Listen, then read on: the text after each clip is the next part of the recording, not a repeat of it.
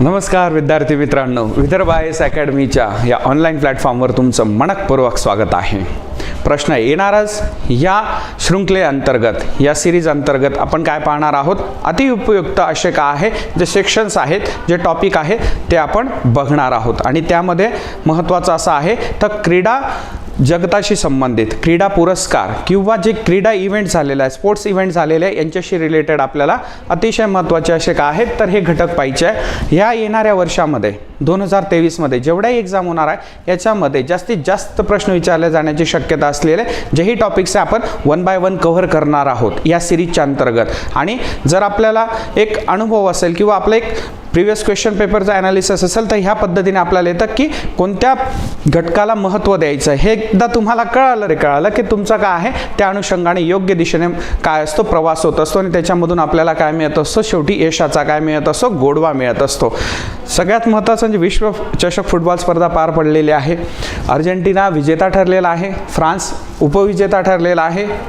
जो मागच्या वेळेस जेता होता तो यावेळेस उपविजेता आहे. हरकत नाही. ह्याच पद्धतीने काय झालेलं आहे तर जगाने पाहिलेला आहे की मेस्सीचा तो खेळ पाहिलेला आहे, एम्बापेचा खेळ पाहिलेला आहे, फुटबॉलचा तो थरार अनुभवलेला आहे. आणि त्याच्यातनं आपल्याला एक संदेश मिळतो की शेवटपर्यंत संयम न ढाळता तर तुम्ही प्रयत्न करत राहिले तर यश तुमच्या पदरीच पडत असतं.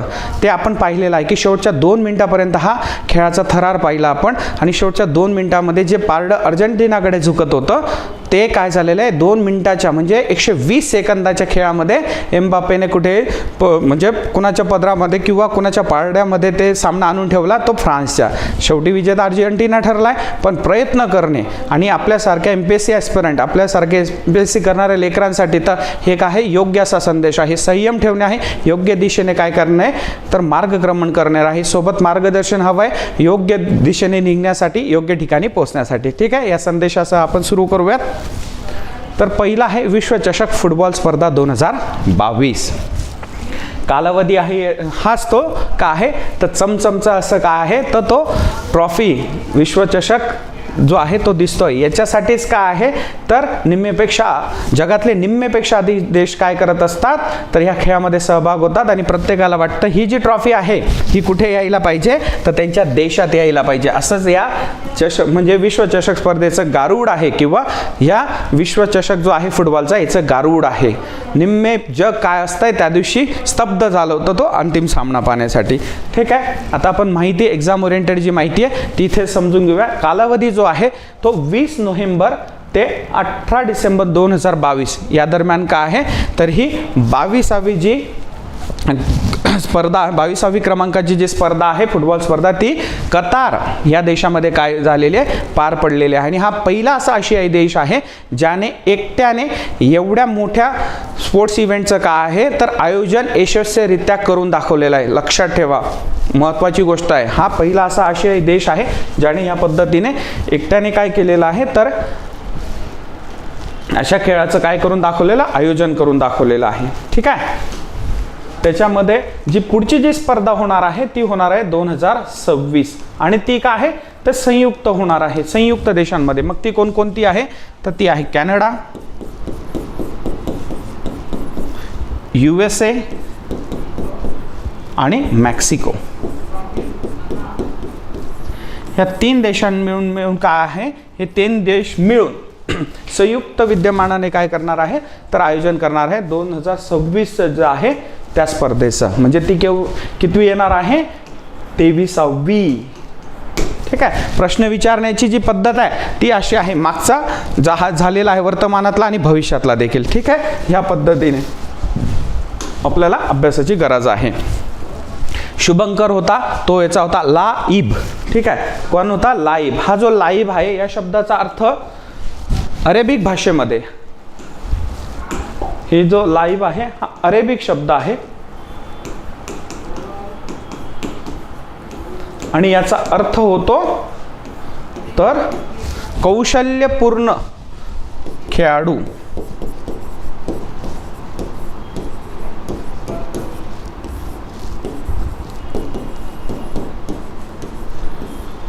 स्किल्ड फुल जो प्लेयर आहे असा त्याचा अर्थ होतो. जो यांचा शुभंकर आहे, ज्याला आपण मॅस्कट या नावाने सुद्धा काय करतो तो ओळखतो. मॅस्कट प्रत्येक स्पर्धेचा काय असतो तर अशा पद्धतीने शुभंकर असतो. त्या देशाचा एक स्पेसिफिक अशी ओळख असते आणि ती काय असते जगासमोर या माध्यमातून मांडली जाते. एकूण संघ होते 32, सामने झालेले आहेत 64. अधिकृत प्रायोजक जे आहेत ते बायजूस आहे. ही पहिली भारतीय कंपनी आहे जिने काय केलेले आहे तर विश्वचषक स्पर्धा जी आहे फुटबॉल तिला काय दिलेलं आहे प्रायोजकत्व दिलेलं आहे. त्याच सोबत बडवायझर, हेन्सेन्स, मॅकडोनल्ड्स आणि विवो हे देखील काय आहे सोबतने प्रायोजक असे काय आहेत कंपनीज होते. दर 4 वर्षांनी काय आहे ही स्पर्धा भरवली जात असते. ठीक आहे, अशा पद्धतीने काय आहे आपण एक्झाम ओरिएंटेड गोष्टी पाहत आहोत. महत्त्वाचं म्हणजे आता जो शुभंकर आहे ज्याला मॅस्कट पण म्हटलं जातं तो होता लाईव्ह आणि हा तो लाईव्ह आहे. हे ते जे काय आहे तर शुभंकरचं चिन्ह आहे कतार 2022 आणि एका पद्धतीने काय आहे तर कतार देशाची संस्कृती आहे त्याचं काय करत असतं हे प्रदर्शन याच्या माध्यमातून केलं गेलेलं आहे. तो काय दाखवलेला आहे तर स्किलफुल असा काय आहे प्लेअर आहे आणि कौशल्यपूर्ण असा प्लेअर असलेला तो काय करतोय या खेळामध्ये खेळतोय असं तिथे दाखवलंय. म्हणजे एका पद्धतीने बघायला गेलं तर त्या देशामध्ये आणि जगामधले जे नवयुवक आहे त्यांना या खेळाकडे काय करायचं आकर्षित करायचं हे त्याच्या मागचा उद्देश आहे. 18 डिसेंबर 2022 रोजी 22व्या विश्वचषक फुटबॉल स्पर्धेचा काय झालेला आहे तर अंतिम सामना दोहा येथे काय झालेला आहे पार पडलेला आहे.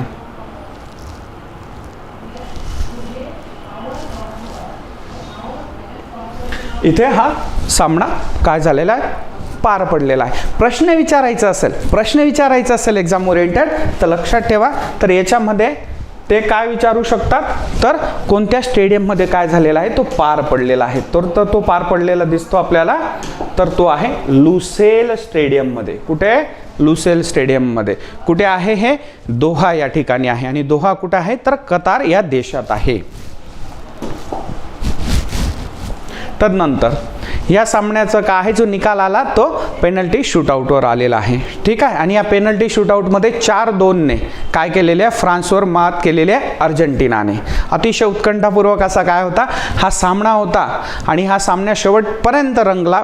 या पूर्ण जगाने मी म्हटलो की याची डोळे याचा काय घेतलेला आहे आनंद घेतलेला आहे आणि शेवटी अर्जेंटिनाने काय केलेलं आहे या विश्वचषकावर स्वतःचं नाव कोरलेलं आपल्याला दिसतं आहे. ठीक आहे, यापूर्वी अर्जेंटिनाने 1978 आणि 1986ला देखील काय जिंकलेला आहे तर फिफा वर्ल्ड कप जिंकलेला आहे आणि हा तिसऱ्यांदा त्यांचं काय होतं तर हे विजेतेपद होतं. डिएगो मॅराडोना हा सुद्धा काय होता एक दिग्गज प्लेअर होता ज्याने 1986ला काय आहे तर अर्जेंटिनाला वर्ल्ड कप विश्वचषक स्पर्धामध्ये सहभाग घेऊन विश्वचषक जिंकून दिलेला होता.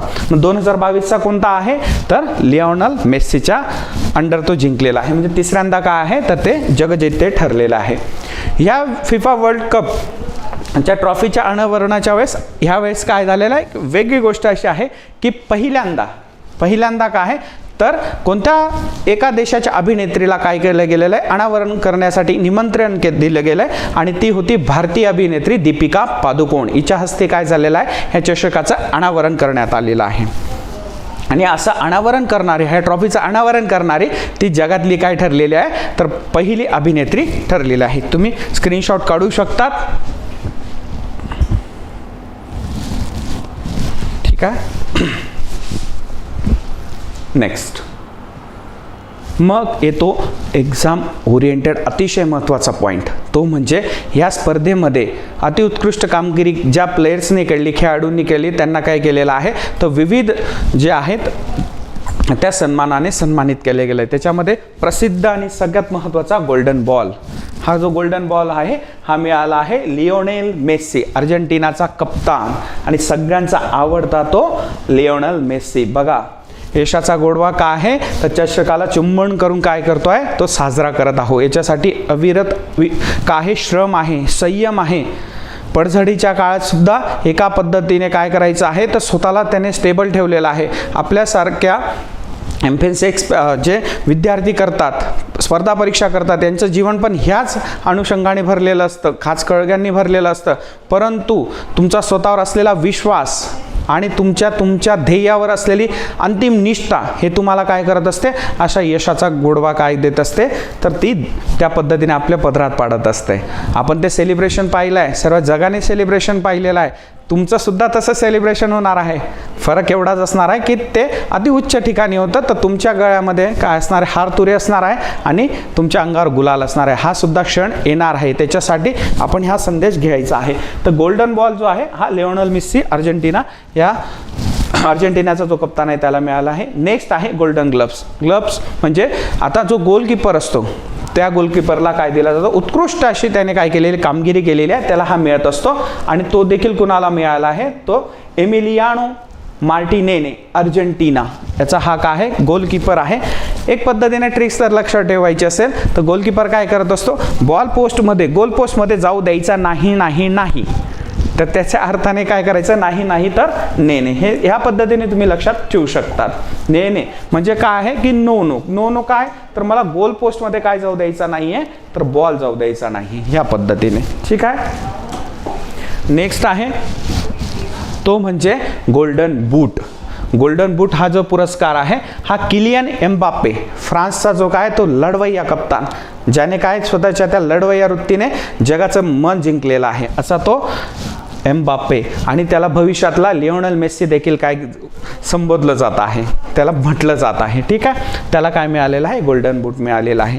लक्षात ठेवायच्यासाठी एक ट्रिक सांगतो तुम्हाला की हा जो आहे ॲडिडासचा बूट आहे. ॲडिडासचा बूट कुणाला मिळाला, एम्बाप्पे.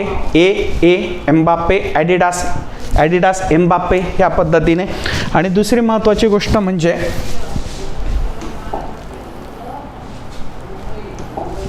या स्पर्धेसाठी जेही फुटबॉल वापरले गेले,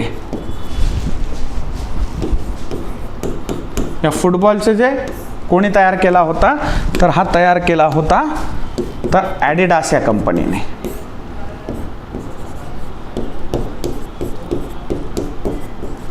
ॲडिडास या कंपनीने काय तयार केलेला, हा लोगो माहिती आहे ना आपला, ॲडिडास कंपनीचा. ठीक आहे. त्यांनी ह्याच पद्धतीने अजून दुसरा भाग असतो, हा झाला गोल्डन बूट. त्या पद्धतीने बघा, गोल्डन बॉल मेसी, त्यानंतर गोल्डन ग्लव्स मार्टिनेने आणि गोल्डन बूट जो आहे तो किलियन एम्बापेला आहे. हे काय आहे ते हे समजण्यासाठी सोपं आहे, परंतु जर एक्झाम ओरिएंटेड प्रश्न विचारण्याचा प्रयत्न केला गेला तर तो प्रश्न कशावर विचारला जाणार ची शक्यता आहे, तर गोल्डन बूट सोबत सिल्वर बूट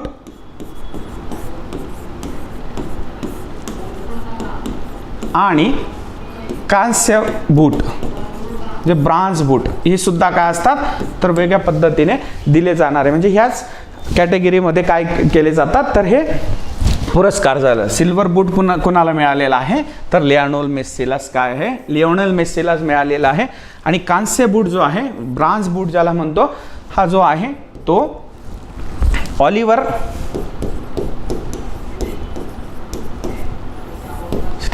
ऑलिव्हर गेरार्ड ह्या प्लेयराला तो प्राप्त झालेला आहे.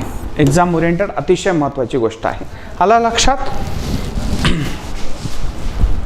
मग काय काय पाहिलं आपण, गोल्डन बॉल पाहिला, गोल्डन ग्लव्स पाहिला, त्यानंतर गोल्डन बूट पाहिला. कोणत्या कंपनीने काय आहे तर फुटबॉल तयार केला ते ॲडिडास पाहिलेली आहे. त्यानंतर सिल्वर बूट पाहिलेला आहे जो लिओनेल मेसीला मिळालेला आहे. आणि ब्रांज बूट, कांस्य बूट जो आहे तो कुणाला मिळालेला आहे, तर ऑलिव्हर गेरार्ड ह्या प्लेयरला तो मिळालेला आहे. ठीक आहे. आत्तापर्यंतचे विश्वविजेते आपण एकदा बघून घेऊयात. तुम्ही अगोदर स्क्रीनशॉट घेऊ शकतात.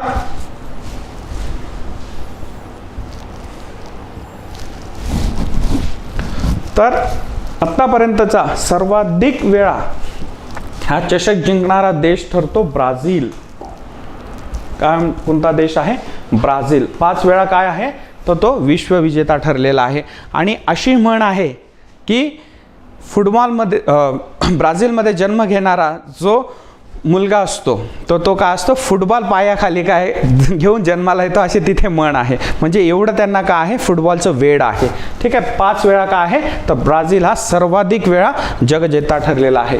1958, 1962, 1970, 1994, 2002.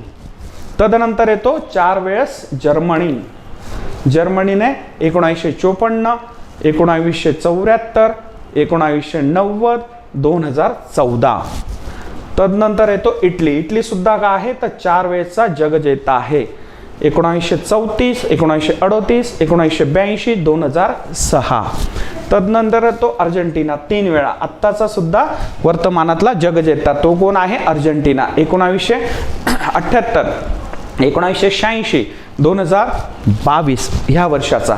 फ्रान्स 2 वेळा काय आहे विश्वविजेता आहे. 1998 आणि 2018. उरुग्वे सुद्धा काय आहे तर 2 वेळा तो विश्वविजेता आहे. 1930, 1950. आणि त्यानंतर आहे इंग्लंड 1 वेळा, त्याचा आहे 1966. आणि स्पेन 2010, तो देखील 1 वेळा. अशा पद्धतीने काय आहे तर हे विजेते आपल्या समोर येतात. क्लिअर आहे?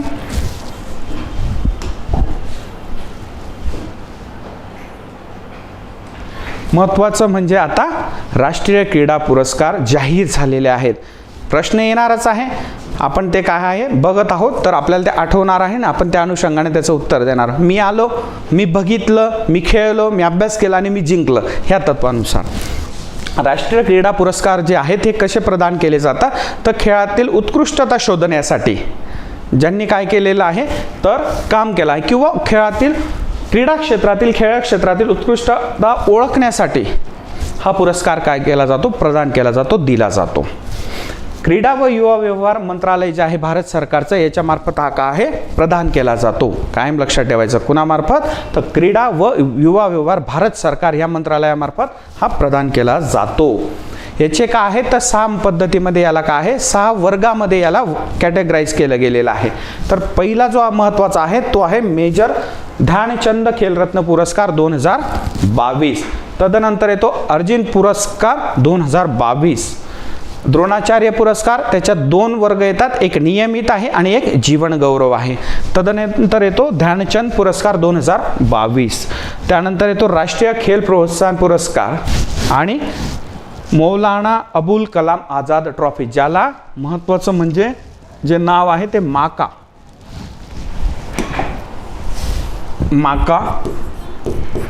या नावाने देखील काही ट्रॉफी ओळखली जाते. जर एक्झाममध्ये विचारायचं असेल तर मोस्ट ऑफ द टाइम विचारण्याची ज्यांची पद्धत काय आहे तर माका ट्रॉफी कशासाठी कुणाला प्रदान केली जाते. ठीक आहे, अशा पद्धतीने प्रश्न बनतात. मग मौलाना अबुल कलाम आझाद ट्रॉफी बघणार आहोत आपण डिटेलमध्ये.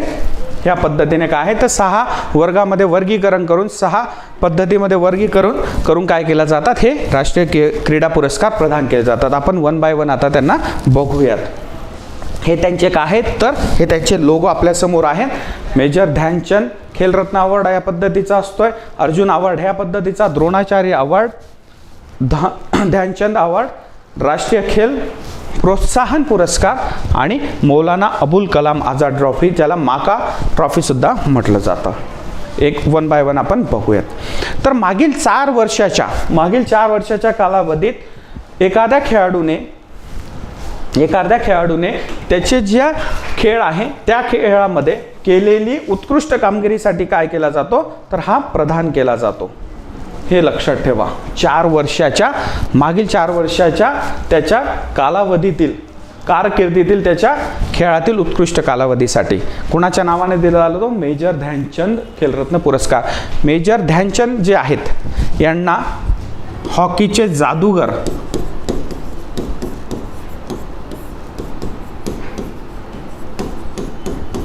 ह्या नावाने सुद्धा काय केलं जातं ओळखलं जातं.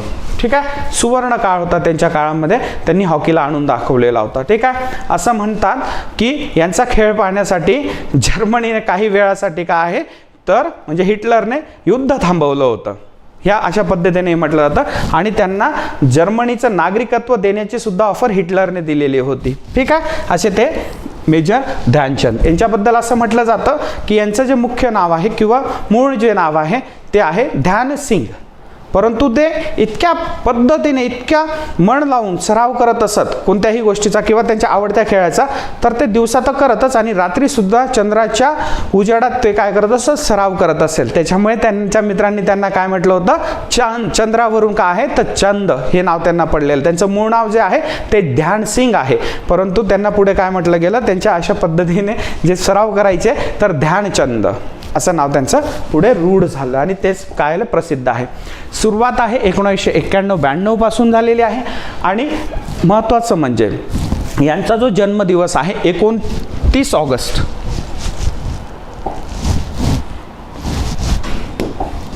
29 ऑगस्ट. तर हा 29 ऑगस्ट राष्ट्रीय खेळ दिन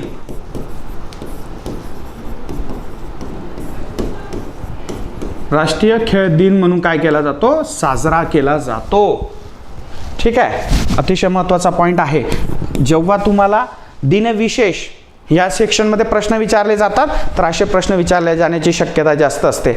आता कायमस्वरूपी लक्षात राहील 29 ऑगस्ट हा दिवस का आहे, तर हा राष्ट्रीय खेळ दिवस म्हणून ओळखला जातो, सेलिब्रेट केला जातो. कुणाच्या स्मृतिप्रित्यर्थ, तर तो मेजर ध्यानचंद यांच्या जन्मप्रित्यर्थ.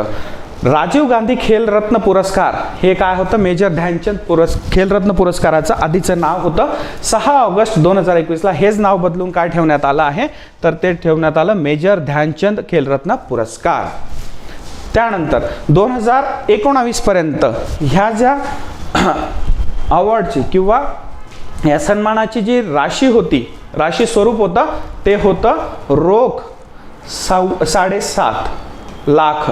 आणि मग 2019 पर्यंत काय आहे ते एवढी अमाऊंट आहे. आणि 2020 मध्ये वाढून काय आहे त्याच्यात भरघोस निधी ऍड केली गेली आणि ती 25 लाख एवढी काय केली गेली, अंतिम केली गेली.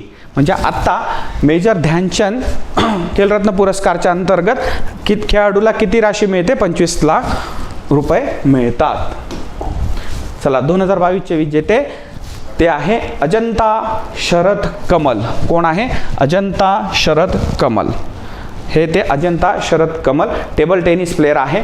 आणि यांची जी मागच्या 4 वर्षामधली जी अतिशय काय म्हणजे व्यवस्थित अशी आणि उत्कृष्ट अशी त्यांची कामगिरी आहे आणि ती त्यांनी टेबल टेनिसमध्ये करून दाखवलेली आहे. तर टेबल टेनिस 2022च्या राष्ट्रकुल स्पर्धेत त्यांनी 3 सुवर्ण आणि 1 रौप्य पदक त्यांना मिळालेलं आहे. महत्त्वाचं काय आहे, जर मल्टी स्टेटमेंट क्वेश्चन्स आला तर ह्या पद्धतीने आपल्याला लक्ष ठेवण्याची गरज आहे. अजंता शरद कमल टेबल टेनिस 2022च्या राष्ट्रकुल स्पर्धेत 3 सुवर्ण पदक आणि 1 रौप्य पदक. आपण प्रत्येक जो घटक पाहतोय एक्झाम ओरिएंटेड अतिशय महत्त्वाचा आहे, अतिशय काय आहे गरजेचं आहे. कुठे क्वेश्चन बनेल आणि कसा बनेल, म्हणजे एकाच पद्धतीने प्रश्न नाही तर वेगवेगळ्या पद्धतीने प्रश्न विचारण्याची काय आहे संभावना आहे ती आपण बघत आहोत. म्हणून त्यांना काय झालेलं आहे तर 2022चा हा पुरस्कार प्रदान करण्यात येणार आहे. तामिळनाडूचे ते रहिवासी आहे, तामिळनाडूचा हा खेळाडू आहे. आणि मणिका बात्रा जे आहे, मणिका बात्रा ही जी खेळाडू आहे जिला 2020 मध्ये मेजर ध्यानचंद खेलरत्न पुरस्कार कशासाठी दिला गेला होता, टेबल टेनिससाठी. तर दुसरा जो मिळालेला आहे तो अजंता शरद कमल. इथे सुद्धा तुम्हाला कळतं की तिथं क्वेश्चन बनतोय तुमचा. कोणता क्वेश्चन बनतोय, पहिला खेळाडू कोण आहे टेबल टेनिस मधला आणि दुसरा खेळाडू कोण आहे टेबल टेनिस मधला ज्याला हा पुरस्कार प्राप्त झालेला आहे. आलं लक्षात. तुम्ही या पद्धतीने काय करू शकता, स्क्रीनशॉट घेऊ शकतात. ते आहे अजंता शरद कमल.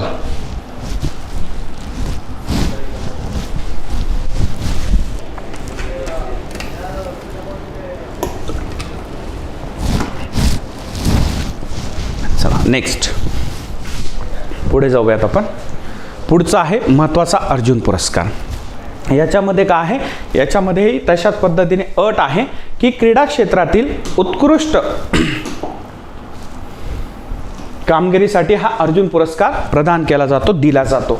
तर याच्यासाठी सुद्धा कसला आढावा घेतला जातो, तर मागील 4 वर्षाच्या कालावधीतील चांगल्या कामगिरीसाठी आणि या चांगल्या कामगिरीसोबतच नेतृत्व, तदनंतर खेळाडू वृत्ती आणि संघ भावना, शिस्तीची भावना ही ज्याने दाखवलेली आहे अशा काय खेळाडूला हा पुरस्कार दिला जातो. सुरुवात लक्षात ठेवा, सुरुवात आहे 1961 मध्ये आणि स्वरूप जे आहे याचं सन्मानाचं ते 15 लाख रुपये काय आहे तर ती राशी आहे. 15 लाख रुपये ती राशी आहे.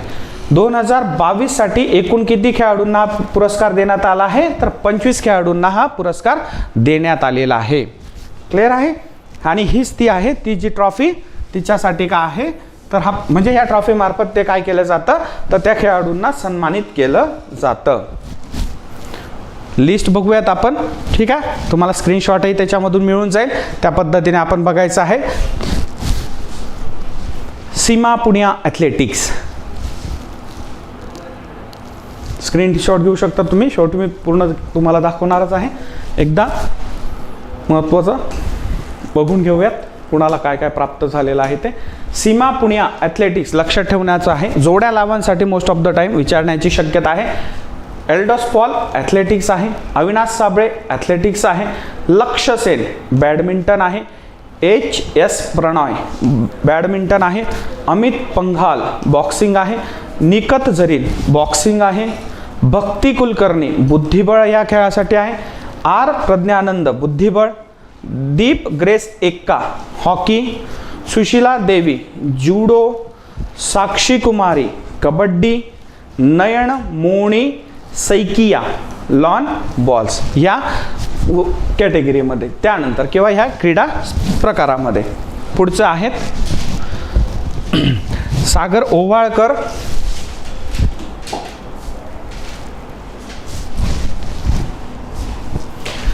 ओवाळकर जो आहे ते मलखांब. एला वेनिल वलरवीन किंवा वल्लरिवन, ठीक आहे. एला वेनिल वल्लरिवन यांना नेमबाजीसाठी. ओमप्रकाश मिथरवाल नेमबाजी. Shreeja Akula table tennis. Vikas Thakur weightlifting जे असतं ते.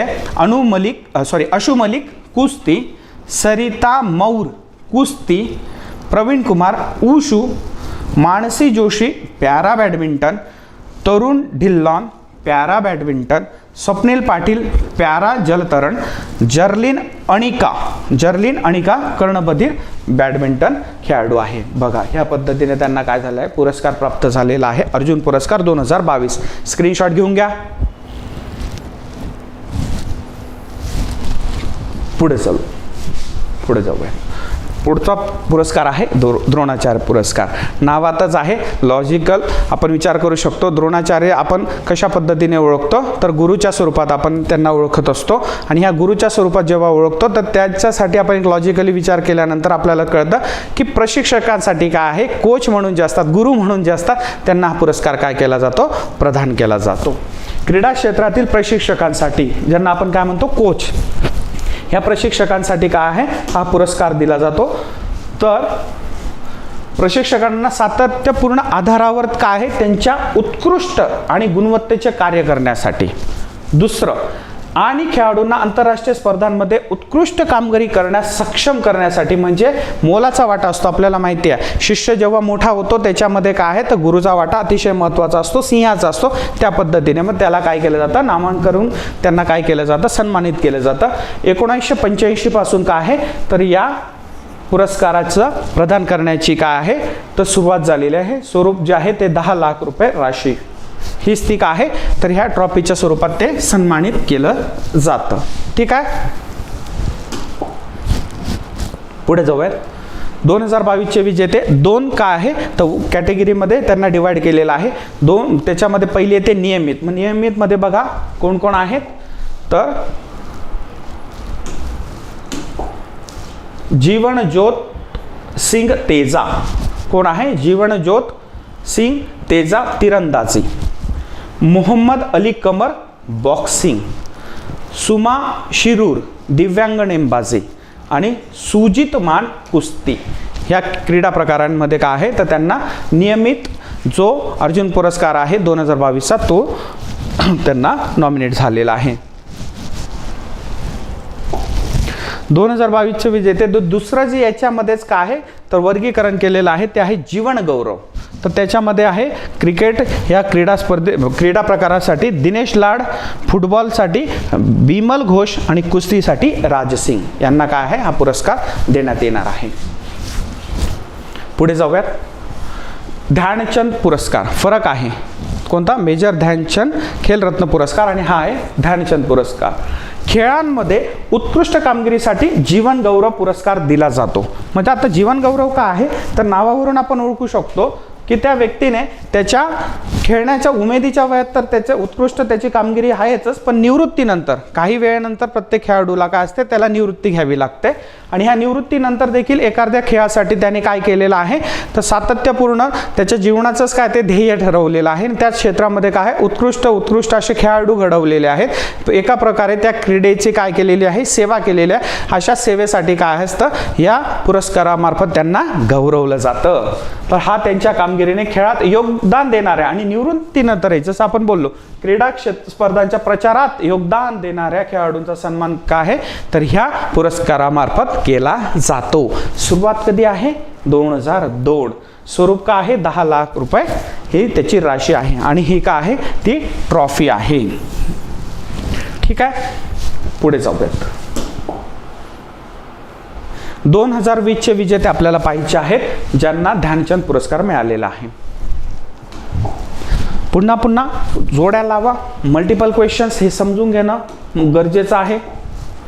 अश्विनी अकुंजी ॲथलेटिक्स, धरमवीर सिंह हॉकी, BC सुरेश कबड्डी आणि नीर बहादूर गुरंग दिव्यांग ॲथलेटिक्स. नीर बहादूर गुरंग दिव्यांग ॲथलेटिक्स आहे, यांना हा पुरस्कार काय केला आहे, प्रदान केला गेलेला आहे.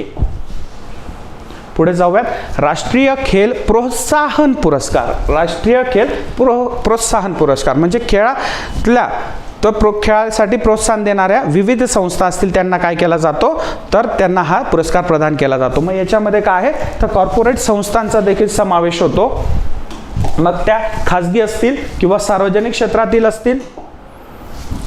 ठीक आहे. त्यानंतर क्रीडा नियंत्रण मंडळे, स्वयंसेवी संस्था जे NGO आपण ज्यांना म्हणतो, हे बघा हे सुद्धा खूप महत्त्वाचं आहे. याच्यामध्ये कुणाला दिला जातो हे लक्षात ठेवण्याचं काय आहे, आवश्यकता आहे. राज्य आणि राष्ट्रीय स्तरावरील क्रीडा संस्थांना काय हा प्रदान केला जातो, ज्यांनी क्रीडा संवर्धन आणि विकास व प्रचार आणि प्रसारासाठी काय केलेलं आहे, तर उत्कृष्ट असं काम केलेलं आहे. आणि ते काम का आहे, तर त्यासाठी त्यांना म्हणजे काम केल्यानंतर काय होतं, ते प्रचार आणि प्रसार होतोय त्या क्रीडा स्पर्धेचा, तर त्याच्याने त्यांना गौरवलं जातं. सुरुवात आहे 2009 मध्ये. ही ती ट्रॉफी आहे. या पद्धतीने ह्या ट्रॉफीतून गौरवलं जात आहे. आणि ह्या वर्षाचे जे आहेत त्या 3च्या विजेते आहेत, तर ते आहेत ट्रान्स स्टेडिया एंटरप्राइज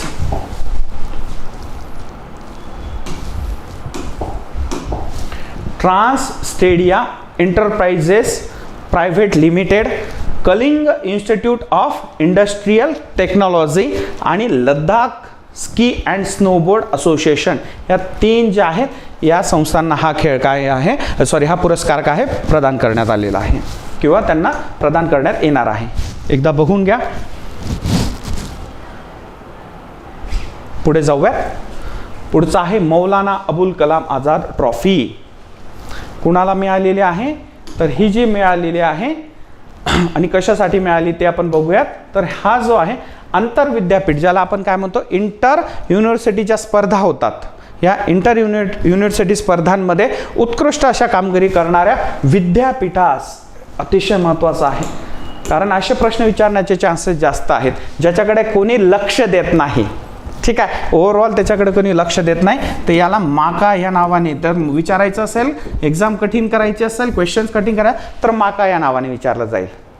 तर हे आहे मौलाना अबुल कलाम आझाद ट्रॉफी. कुणाला दिली जाते, विद्यापीठांना, जे काय आहे तर आंतर विद्यापीठ ज्या स्पर्धा आहेत त्यांच्या उत्कृष्ट असं काम करतात, ह्या पद्धतीची ती ट्रॉफी आहे. आणि 2022चे जे विजेते आहेत ते आहे गुरु नानक देव विद्यापीठ अमृतसर.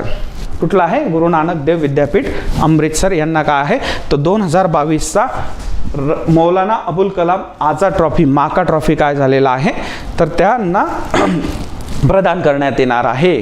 ठीक आहे, अशा पद्धतीने आपण काय आहे तर हे सर्व जे आहेत क्रीडा पद्धतीतले राष्ट्रीय क्रीडा पुरस्कार आपण डिटेलमध्ये पाहिलेले आहेत. यांची जी PPT फाईल्स आहेत तुम्हाला विदर्भ IASच्या टेलिग्राम चॅनलवर मोफत काय आहे उपलब्ध होऊन जाणार आहे. ठीक आहे, पुढे जाऊयात. महत्त्वाचं म्हणजे विदर्भ IASचा नेहमीच प्रयत्न आहे की तुम्हाला उत्कृष्ट असं काय संदर्भ साहित्य उपलब्ध करून द्यायचं. एक्झाम ओरिएंटेड त्याच्यामध्ये डेटा हवा असा. त्या पद्धतीने आपण ग्रीन बुक जे आहे हे काय चालू घडामोडीचं मासिक आपलं उपलब्ध असतं, दर महिन्याचं काय असते पब्लिश होतं. आणि विशेष म्हणजे हे आपल्या विदर्भ IAS अकॅडमीच्या ॲपवर तुम्हाला फ्री ऑफ कॉस्ट अवेलेबल आहे. तर विदर्भ IAS अकॅडमीच्या ॲप्समध्ये जाऊन अभ्यास साहित्य या सेक्शनमध्ये गेल्यानंतर तुम्हाला काय आहे तर महिन्याप्रमाणे ऑर्गनाईज करून दिलेलं आहे, जे फ्री ऑफ कॉस्ट आहे. पुढचं आहे गट क ची जी मुख्य परीक्षा आहे याच्यासाठी कर सहाय्यक आणि लिपिक टंकलेखक ज्याला म्हणतो आपण, याच्यासाठी काय आहे आपण मुख्य परीक्षेसाठी टेस्ट सिरीज काय केलेली लॉन्च केलेली आहे. ही आपली टीम आहे, या टीमच्या माध्यमातून काय आहे तर तुम्हाला स्पष्टीकरण मिळणार आहे.